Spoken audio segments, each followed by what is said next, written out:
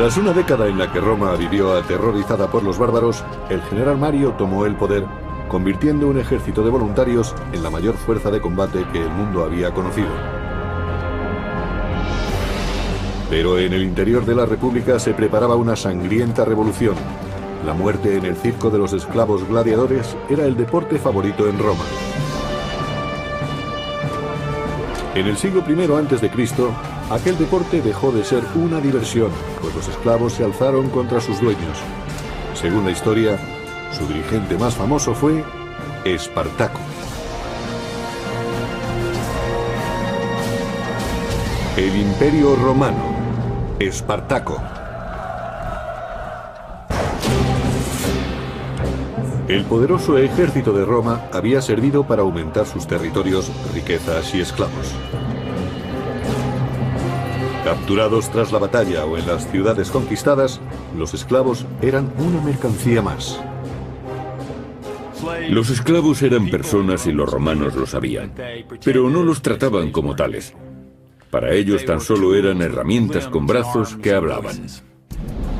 Entre el tercer y el primer siglo a.C., la República Romana se expandió desde la Italia central y del sur hasta abarcar casi todo el Mediterráneo. El mercado de esclavos empezó a ofrecer una mercancía ávidamente comprada. En el siglo I a.C., el 30% de la población de Italia estaba formada por esclavos, una cifra aproximadamente igual a la de los esclavos que había en América del Sur en la década de 1850, donde puede que el 35% de las personas estuvieran sometidas a la esclavitud. Podían ser esclavos por nacimiento, podían ser comprados en otros países y podían ser capturados en la guerra. Había muchas formas de convertirse en esclavo y también había muchas formas de vivir como esclavo. En el primer siglo, el terrateniente Columela aconsejaba para comprar esclavos. Mi primer consejo es no escoger para agricultor un esclavo cuyo cuerpo nos agrade. En lugar de eso, debéis elegir un hombre curtido en las faenas del campo desde la niñez y que haya sido probado por la experiencia. No todos los esclavos trabajaban en el campo. Los más fuertes eran reservados para los deportes y se entrenaban para convertirse en gladiadores. Los gladiadores eran auténticos profesionales. Sus entrenadores, los lenisti, también lo eran. Como los entrenadores de fútbol actuales, se ocupaban de que sus hombres actuaran lo mejor posible. Eran alquilados para luchar en los espectáculos o los vendían a los organizadores. Se les consideraba lo más ínfimo de la clase baja, personas cuyo cuerpo estaba a disposición de otros. Los gladiadores podían llegar a ser los mejores luchadores del espectáculo más caro del momento. A veces eran criminales condenados a luchar. Como los boxeadores actuales, su entrenamiento era muy duro. Era un deporte peligroso y al ser un espectáculo muy caro, solo peleaban 2 veces al año.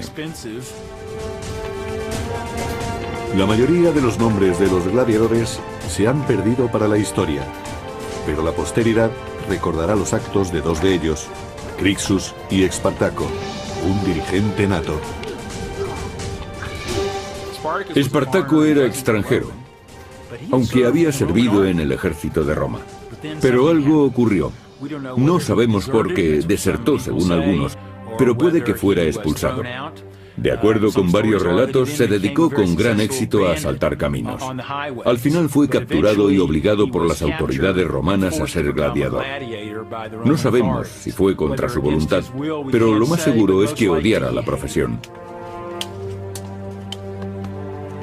Según Plutarco, historiador biógrafo del segundo siglo, Espartaco no solo poseía una gran fuerza moral y corporal, sino que era más inteligente y noble que la suerte que tuvo. Fuera cual fuese la causa que llevó a Espartaco a la esclavitud, está claro que no se resignó. Crixus, otro esclavo, compartió su suerte con él.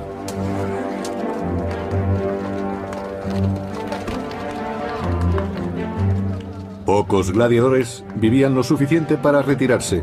La mayoría tenían una muerte horrible y violenta, tanto en un circo de provincias o en un gran coliseo.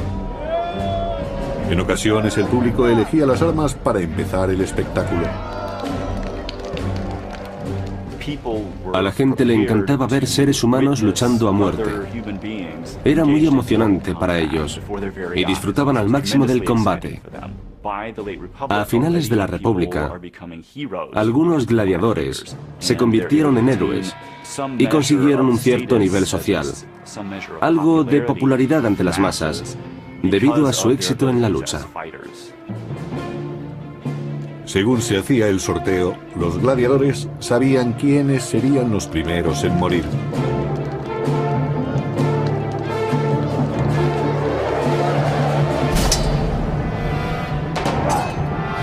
Para añadir emoción a los duelos, los gladiadores no llevaban armas equilibradas ni peleaban de la misma manera.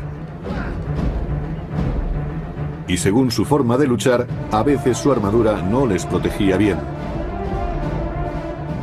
Se entrenaban en el uso de sus armas particulares durante meses o años y se acercaban tanto a sus oponentes que veían el miedo en sus ojos y cómo les caía la saliva. El olor a sangre debía ser sobrecogedor, pero así se excitaba la multitud. Era el signo de que la vida de los gladiadores pendía de un hilo.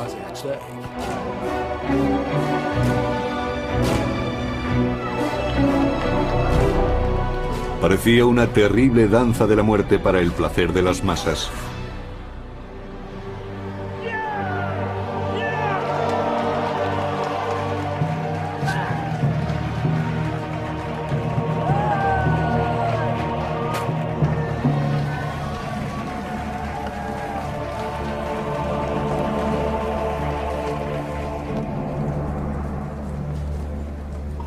Pero en el año 73 a.C., en el Ludus, o escuela de gladiadores, un grupo de discípulos se cansó de recibir órdenes de sus guardianes.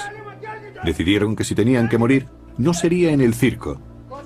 Maltratados y furiosos, conspiraron y aprovecharon sus artes combativas para tratar de cambiar su destino.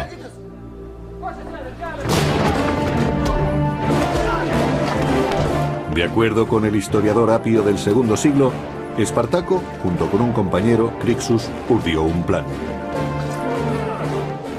Persuadieron a unos 70 esclavos para arriesgar sus vidas y conseguir la libertad en lugar de que los exhibieran como recreo de otros. Espartaco se había convertido en un gran gladiador, pero llevaba la pesada carga de haber perdido la libertad. Tenía ansias de justicia y animó a sus compañeros gladiadores para que se rebelaran y así llegar a ser libres.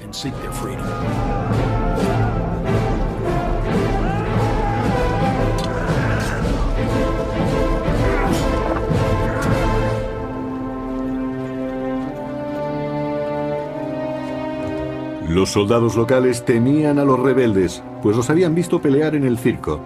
Sabían muy bien a qué clase de hombres se enfrentaban.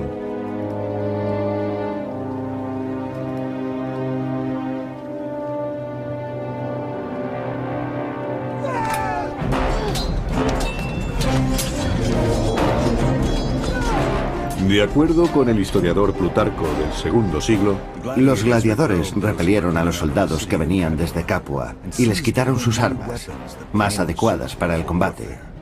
Estaban contentos de cambiar las armas de gladiadores que ellos consideraban poco honorables y bárbaras.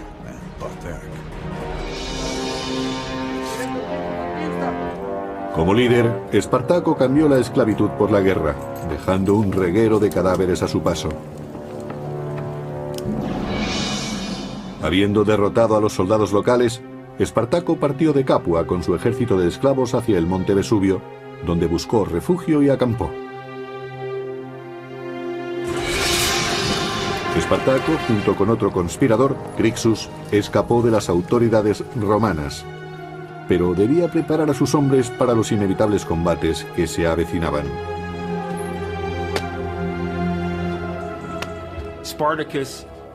Espartaco poseía un gran atractivo e influencia personal que hacían que muchos quisieran escapar de la cárcel escuela de gladiadores para unirse a él.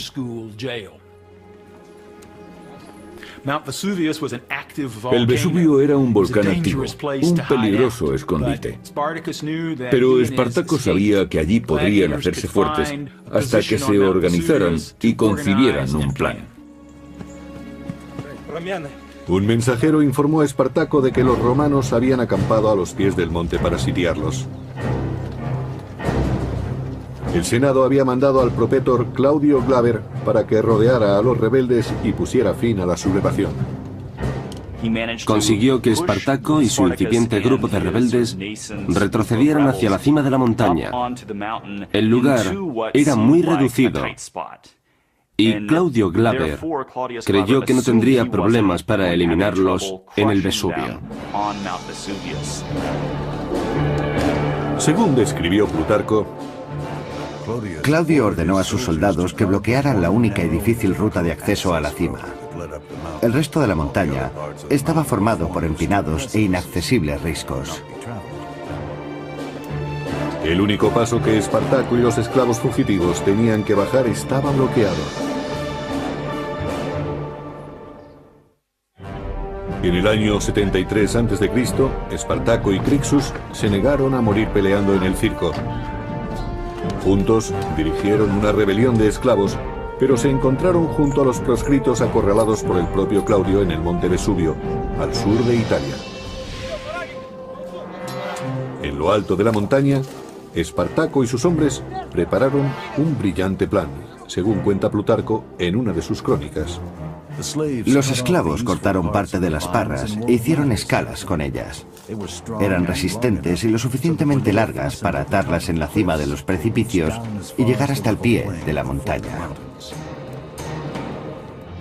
Un hecho interesante del comienzo de la revuelta de Espartaco es que parecía conocer el terreno mejor que sus enemigos, en parte gracias a los pastores que vivían cerca del Vesubio y simpatizaron con su causa. Probablemente los primeros esclavos campesinos que se unieron a Espartaco y a su grupo fueron pastores que vivían solos y tenían armas. Estaban en buenas condiciones físicas y se convirtieron en soldados de su ejército de gladiadores. Espartaco y su creciente legión consiguieron bajar por el precipicio y situarse tras el campamento de Claudio. Los romanos habían subestimado la capacidad de los esclavos. Hay que tener en cuenta que quienes trataban de acabar con ellos se parecían más al ejército de Pancho Villa que a las legiones de César. No formaban parte del ejército regular. Y los oficiales no eran muy buenos, ni siquiera conocerían bien el terreno. Allí solo dirigían a los esclavos. Los romanos sobrepasaban ampliamente a los sublevados, pero los gladiadores dejaron bien patente su ingenio y odio hacia los opresores de Roma. El golpe de gracia a aquellos miles de soldados romanos con su jefe al frente se lo asestó una pequeña banda de gladiadores que les atacaron por la retaguardia, después de haber descendido por un precipicio con unas escalas hechas de parra silvestre.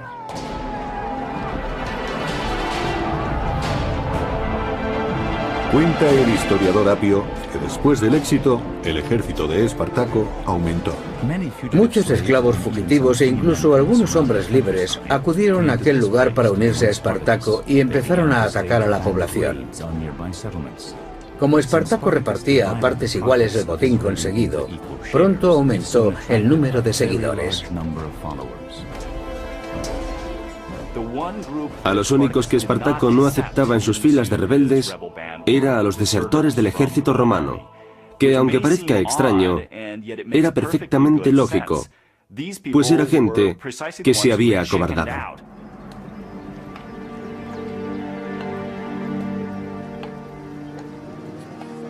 De acuerdo con Florus, autor del siglo II, la llegada diaria de nuevos reclutas los convirtió en un ejército regular.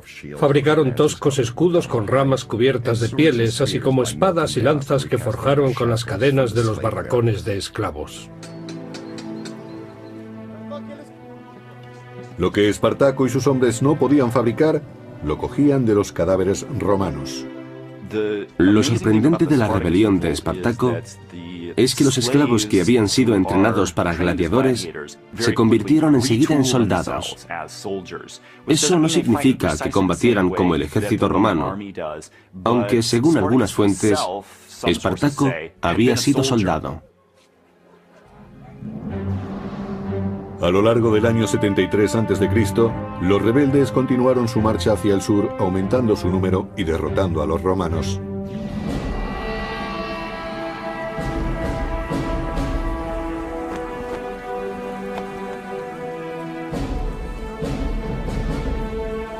El Senado recurrió a otro magistrado para detenerlos, el pretor Publio Varinio. Jinete entusiasta, Varinio llevó con él su mejor semental, junto al símbolo tradicional del poder de Roma, las fasces, un haz de varas que rodeaban un hacha. Era el símbolo del poder de los magistrados. Con él hacían cumplir la ley. Las varas para azotar a los culpados y el hacha para la pena capital. El hacha solo se ponía en las fasces cuando el pretor estaba en campaña fuera de Roma y sus tropas se regían por la ley marcial. Los símbolos no parecieron ayudar a Varinio. Los hombres de Espartaco ya habían derrotado a su adjunto al mando. No obstante, Varinio preparó a sus hombres para la siguiente batalla.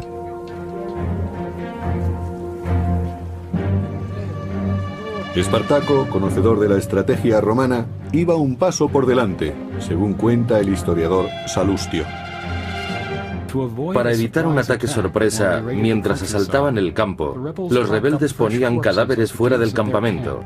Así los romanos creían que había hombres montando guardia. Con estos señuelos era fácil atacar a los romanos, tomándolos completamente desprevenidos.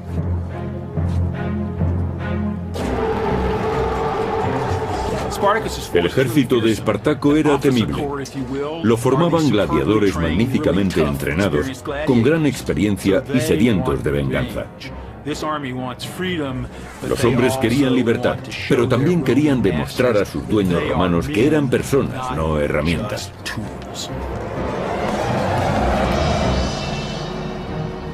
Gracias a su ingenio, Espartaco consiguió otra victoria contra Varinio e hizo algunos prisioneros. El historiador Apio del segundo siglo recuerda la humillación de Roma. Los romanos no consideraban que fuera una guerra real, sino más bien incursiones y asaltos de bandidos. Sin embargo, esos bandidos derrotaban al ejército de Roma.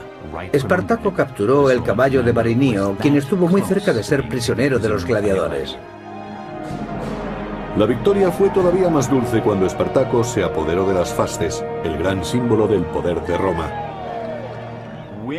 Cuando Espartaco sorprendió a Varinio en combate y capturó no solo su caballo mientras lo montaba, sino también las fasces, asestó un tremendo golpe a la credibilidad de Varinio y al poder de Roma que las fasces simbolizaban. Espartaco se convirtió en un personaje famoso y temido. Ahora dirigía a 70.000 rebeldes, pero surgieron diferencias entre él y su amigo Crixus.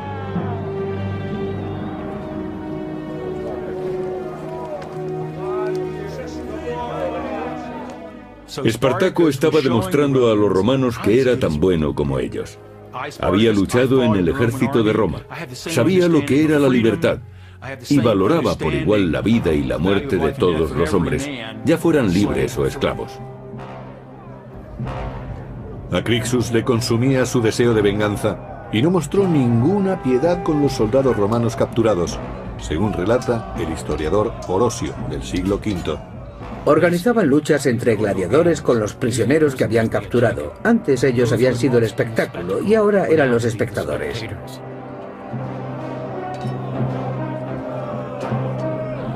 Con el triunfo, los esclavos se volvieron más violentos. Crixus los espoleaba mientras Espartaco pedía orden. Su cohesión empezó a flaquear.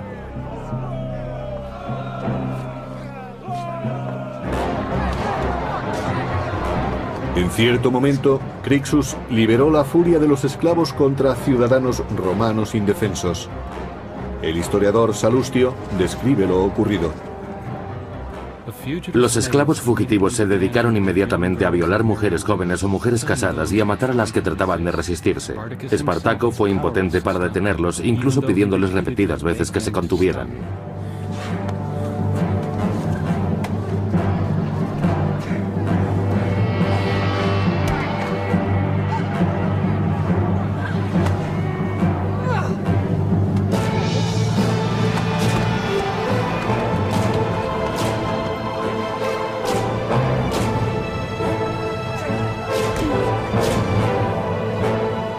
Los esclavos habían estado unidos contra Roma. Ahora empezaban a enfrentarse entre sí. Era el momento que los romanos estaban esperando. Sur de Italia, año 72 a.C. Espartaco y su ejército de rebeldes habían derrotado y humillado a los soldados romanos enviados a detenerlos. Pero su camarada Crixus quería imponer su autoridad. Se avecinaba un conflicto interno. En el improvisado campamento de los esclavos, Espartaco hacía planes para cruzar los Alpes, pero Crixus tenía otras ideas, según nos dice el historiador Salustio. Crixus y sus hombres querían ir directamente contra el enemigo para forzar una batalla frontal. Espartaco, por su parte, prefería actuar de otra manera. Crixus desafió abiertamente el liderazgo de su amigo. Algo interesante del levantamiento de Espartaco es que no parecía tener un plan preconcebido. Donde se encontrara le seguían millares de personas, pero ello implicaba ir de un lugar a otro para conseguir comida para todos. Impaciente, Crixus abandonó el campamento llevándose a un grupo de rebeldes. Espartaco se encontraba solo al mando de sus tropas.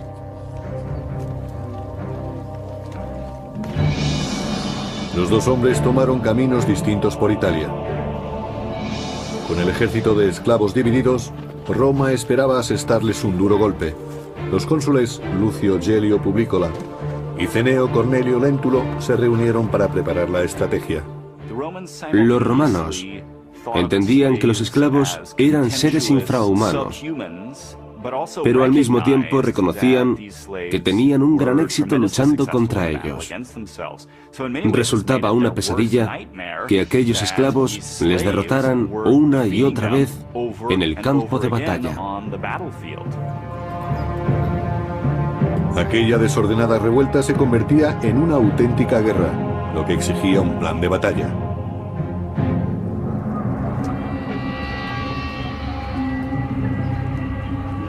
Cada pueblo en el que entraba Espartaco podía esconder una trampa. Pero a veces se encontraban un amigo, según Salustio.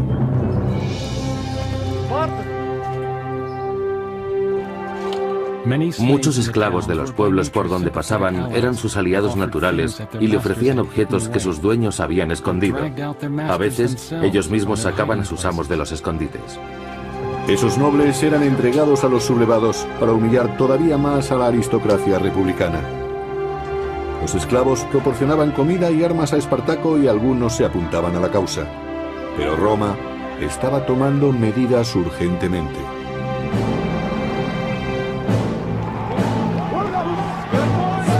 En las montañas Garganus, de la costa este de Roma, Crixus y su facción eran perseguidos por los soldados de Galio, según nos cuenta Plutarco. Galio realizó un ataque sorpresa contra Crixus, que, debido a su arrogancia, se había separado de Espartaco. De acuerdo con el historiador Apio, Crixus tenía bajo su mando 30.000 hombres. 2/3 de ellos perecieron, incluyendo a Crixus.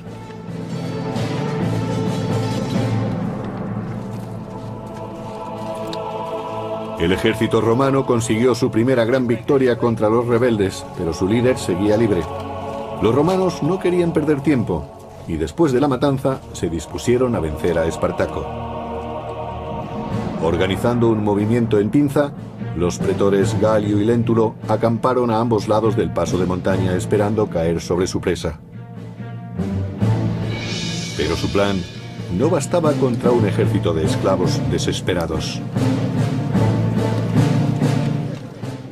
Un factor que influyó en la revuelta de Espartaco es que se inició cuando los mejores ejércitos de Roma estaban fuera, en Hispania o en la actual Turquía, y las tropas enviadas habían sido reclutadas recientemente.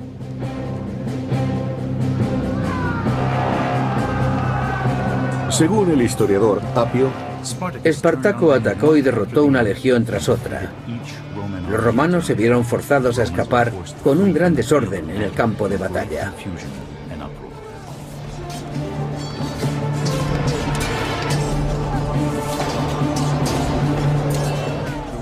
Los dirigentes militares romanos se enfrentaban a un gran reto, y sus oficiales no estaban preparados profesionalmente para la ocasión.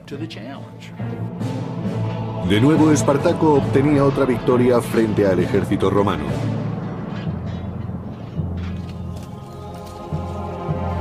Pero no se conformó solo con el éxito. Espartaco quiso una sangrienta represalia por la muerte de Crixus y sacrificó 300 prisioneros romanos.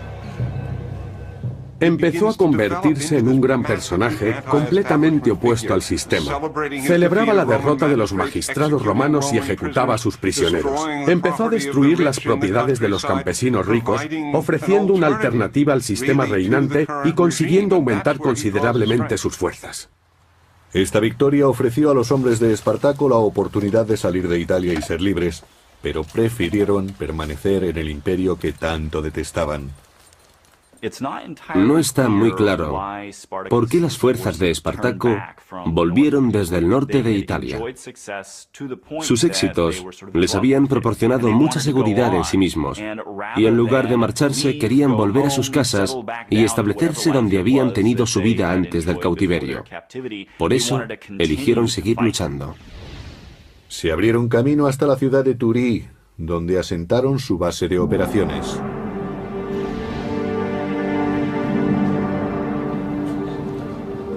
Al tercer año de la rebelión de los esclavos, Roma estaba desesperada. El Senado llamó a Marco Licinio Craso, un noble rico al que le gustaba la gloria tanto como el dinero.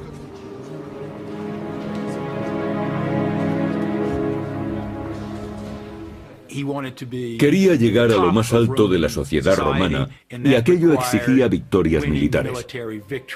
Por eso ansiaba derrotar a Espartaco.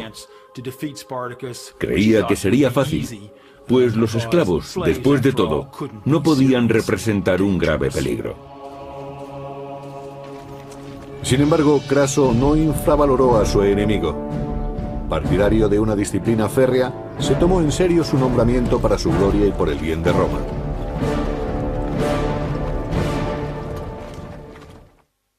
El creciente ejército de Espartaco, formado por esclavos rebeldes, estaba ahora bien organizado y parecía invencible. Pero Marco Licinio Craso se había propuesto destruirlo con sus fuerzas, que eran considerables. Sin embargo, Craso vio que sus soldados eran indisciplinados, cobardes y proclives a retirarse en batalla. Craso no estaba dispuesto a tolerarlo, y después de sufrir una derrota humillante ante los rebeldes, tomó medidas muy duras. Enseñaría a sus tropas el significado de la disciplina por medio de la decimatio.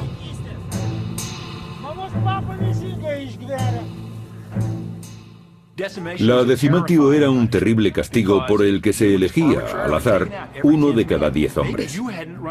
Puede que el elegido no hubiera huido o que siguiera luchando mientras escapaba el resto de la unidad. Pero si no había testigos, podía ser elegido como el 10º hombre. La muerte del elegido era horrible. Sus compañeros lo apaleaban con garrotes hasta matarlo. No era una muerte rápida, fácil u honorable. No se le acuchillaba o se le permitía suicidarse. La desgracia caía sobre el elegido y se le apaleaba durante mucho tiempo hasta que moría. Gracias a la decimatio, Craso consiguió que sus soldados le temieran más a él que a Espartaco, su enemigo. El castigo estaba dirigido a avergonzar tanto a los hombres que iban a morir, aunque no se hubieran acobardado, como a los que los apaleaban. 4000 hombres murieron de esa horrible manera en nombre de la disciplina, pero semejante brutalidad consiguió su objetivo. Craso venció a los rebeldes en su siguiente combate.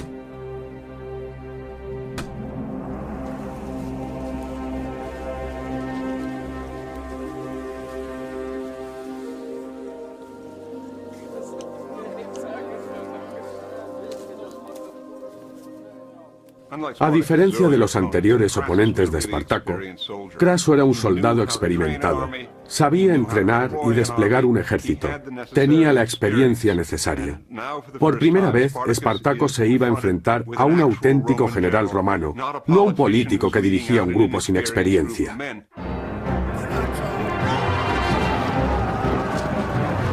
Se enfrentaron dos fuerzas, un ejército de romanos muy entrenado y capaz contra una banda de rebeldes desesperados y violentos. La balanza empezó a inclinarse contra Espartaco.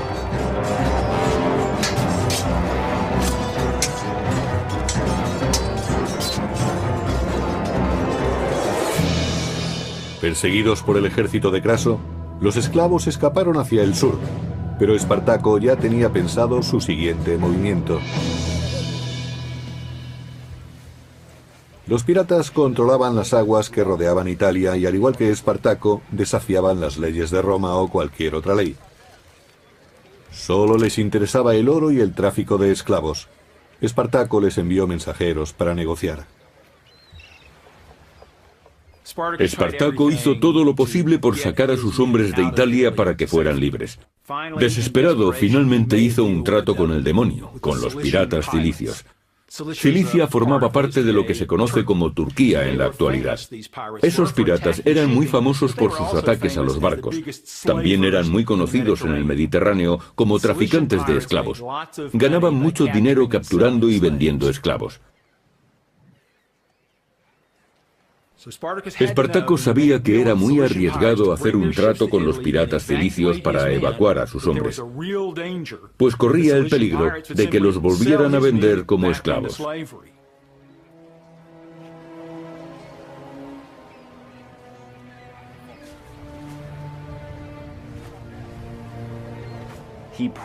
Probablemente tenía pensado llegar hasta Sicilia y ocupar la isla para establecerse en ella, formando un nuevo estado y así poder organizarse. De este modo, los rebeldes podrían enfrentarse a Roma teniendo algo de ventaja a su favor. Los esclavos y los piratas sellaron un trato. Los cilicios transportarían 2000 esclavos a Mesina, Sicilia. Espartaco confiaba en extender la rebelión mientras eludía a las tropas de Craso. No tenían tiempo que perder. Las legiones de Craso se aproximaban y habían preparado una trampa para masacrar a los esclavos.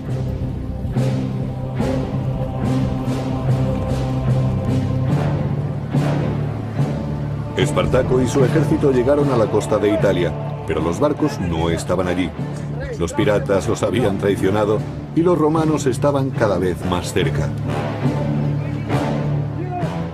Espartaco ahora tenía que combatir para escapar de Italia contra un ejército que había recuperado la disciplina gracias a Craso y que seguiría las tácticas que habían hecho que Roma tuviera ejércitos formidables.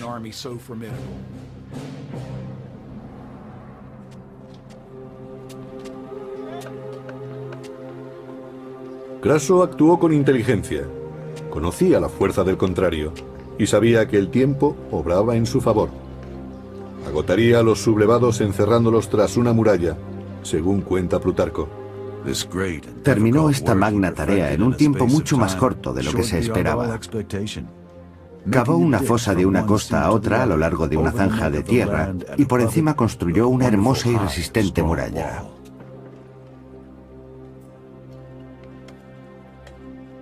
Craso era un auténtico general romano que, entre otras cosas, sabía cómo usar las fortificaciones de campo, y eso es lo que hizo contra Espartaco. La muralla era inmensa. Tenía 55 kilómetros de longitud y 3 metros de alto, según Plutarco.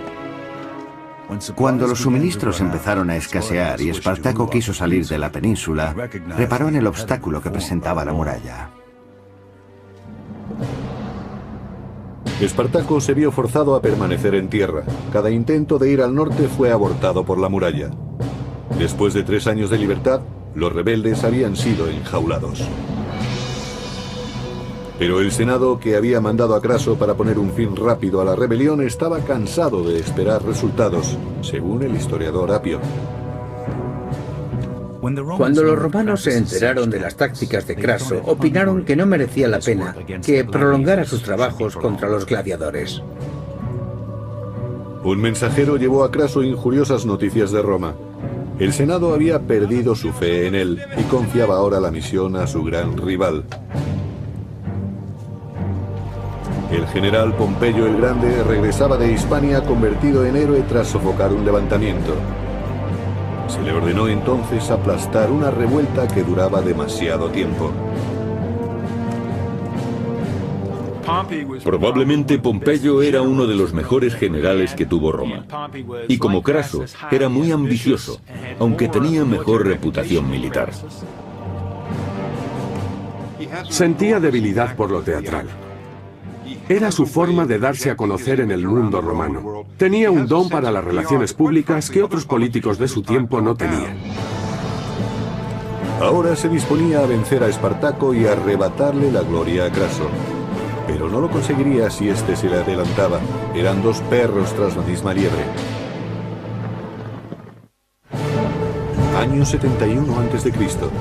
Abandonado por los piratas en el extremo sur de Italia, el ejército de Espartaco estaba sitiado por las tropas del general Craso.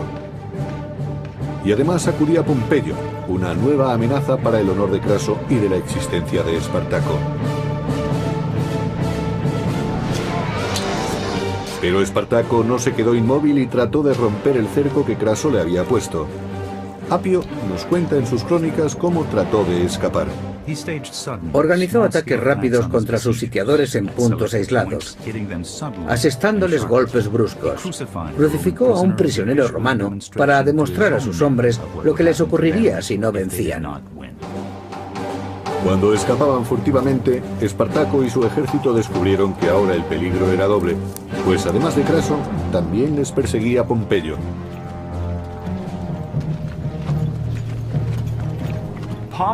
Pompeyo tenía fama de ser una persona a la que le gustaba poner el punto final.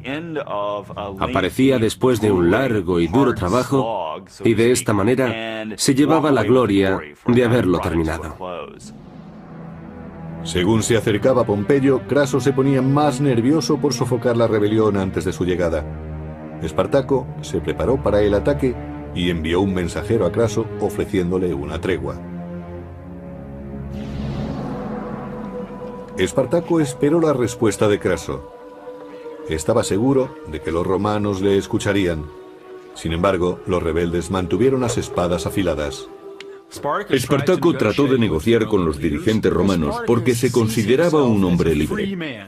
Así vivía en ese momento y dirigía su ejército como si fuera un ejército romano. Se creía merecedor del mismo honor que sus oponentes. Pero cuando volvió su mensajero quedó muy claro que los romanos no opinaban igual. Era un esclavo y un enemigo. Al fallar la negociación, llegó el día que Espartaco tanto había temido. Incluso si derrotaba a Craso en batalla, Pompeyo le seguiría a continuación. No podía retirarse y no podía rendirse. Según Plutarco, historiador del siglo II, Espartaco se vio obligado a actuar y dispuso todo su ejército en formación de combate. Cuando le trajeron su caballo, Espartaco sacó la espada y mató al animal. Dijo que si ganaba la batalla, no necesitaría el caballo, pues tendría miles de ellos a su disposición. Y si lo derrotaban, tampoco lo necesitaría. Dicho esto, desmontó y se unió a sus soldados de a pie y salió a luchar hasta el final. Craso se enfrentó a Espartaco cerca de Brundisium, en el sureste de Italia.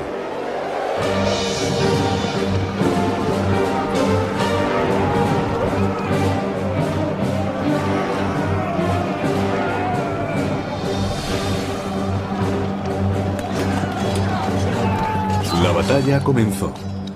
3 años de revueltas habían conducido a este enfrentamiento decisivo entre Craso y Espartaco, el mayor combate entre dos grandes ejércitos.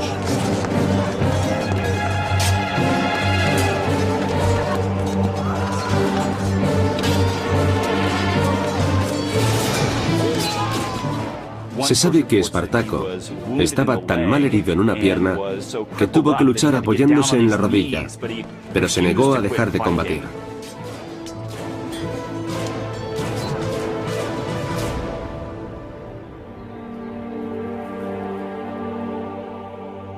Según el historiador Apio, la matanza fue tan grande que no era posible contar los muertos. Nunca se encontró el cuerpo de Espartaco. Espartaco no aprovechó la oportunidad de escapar y lo podría haber hecho individualmente. Con ello demostró tener un sentido del honor, por lo menos tan sincero y profundo como el de cualquier romano que no hubiera sido esclavo.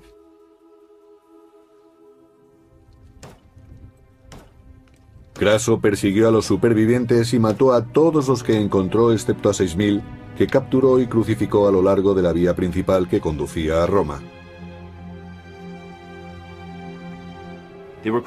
Fueron crucificados con una separación de 10 a 12 metros a lo largo de 200 kilómetros. Podemos imaginar el olor y la visión tan terribles que tenían los que pasaban por aquel camino. Si eran romanos, el olor les habría parecido a esclavos muertos y estarían contentos de verlos, aunque fuera de esta forma tan espantosa. Pero para los esclavos era un mensaje muy claro. Esto es lo que os espera si os rebeláis contra el poder de Roma.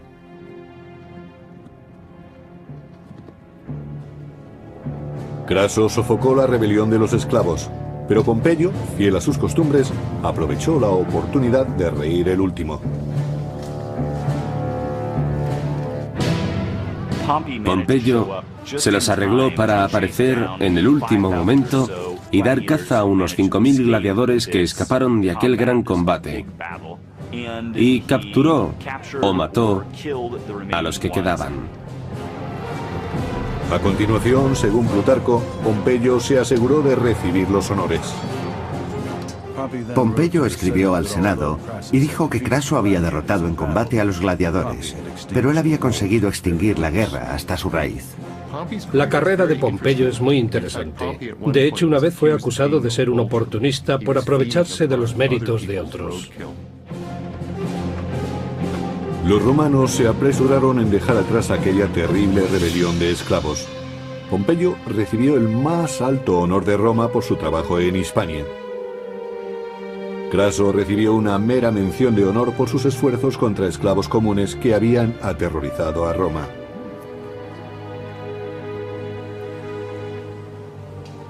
Aunque la muerte de Espartaco en el año 71 a.C. marcó el final de las rebeliones, la esclavitud siguió impulsando la economía del naciente imperio. Pero los romanos no olvidaron lo aprendido durante el levantamiento. Espartaco fue para los romanos un personaje a temer. Siguió siendo una amenaza incluso sin estar vivo. Siempre sintieron el temor de que pudiera seguirle otro. Los romanos vieron tras la rebelión que debían tener al ejército en perfectas condiciones. Puede que esta fuera la ocasión en que pensaron en la necesidad de disponer de un ejército profesional que los mantuviera seguros en casa y los protegiera de las invasiones. Pero un poderoso imperio no puede defenderse para siempre. Mucho después de su desaparición, perdura la historia de un solo hombre que se enfrentó a Roma. La leyenda de Espartaco ha sobrevivido hasta el presente. Ha sido un héroe para los oprimidos y pisoteados que ha perdurado hasta nuestros días. Pero mientras el imperio se mantuvo, perteneció a los poderosos.